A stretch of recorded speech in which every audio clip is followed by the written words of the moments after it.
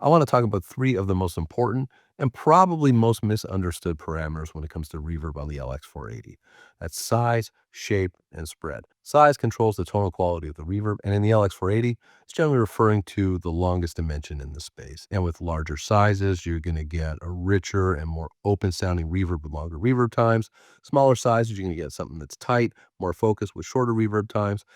And starting with size is often the best bet because you can run your audio through it, start changing the size control, and hear the tonal differences and find something that really works with the source you're putting through it and the role you want the reverb to play for that source in your mix. Shape controls the buildup of the reflections. You can almost think of it like an attack control, where low values are going to retain the left-right stereo separation of your source, and higher values are going to blend that stereo information together, make that reverb feel more enveloping and less directional. At low values, it's kind of like having an XY mic configuration pretty close to a source in a room. And at high values, it's like taking those mics, spreading them apart, and pushing them as far back away as you can. Spread controls the perceived distance of the back wall, and higher values move that wall further and further away from the listener. And in certain settings, you can actually set it high enough to make it sound like there's an echo coming off that back wall. Spread could be a tricky one because it's connected to both size and shape. The bigger the size, the more spread you can have, but shape has to be engaged. So if you have shape on 0,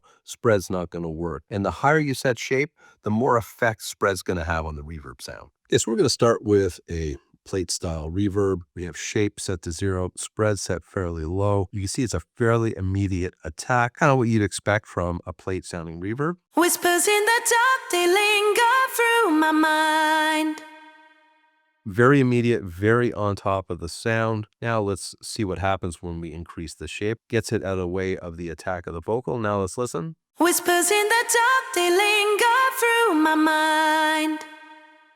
So it's a nice way to soften the attack of that plate long before you ever even touch a pre-delay. Now let's listen to what happens when we crank up spread. Listen to what happens to the tail of the reverb. Whispers in the dark, they linger through my mind. You can almost hear that echo in the tail as a secondary event, as if it's bouncing off a very far back wall. And all of that just by moving shape and spread, not even touching pre-delay, all with the same size. This is just the tip of the iceberg when it comes to using these parameters, but hopefully now you understand what they do and the role they play when you're dialing in a reverb sound. Grab that size setting, dial in the tone of your reverb, then use shape and spread to create a really distinct and unique reverb for your mix. Have some fun, and I'll see you in the next one.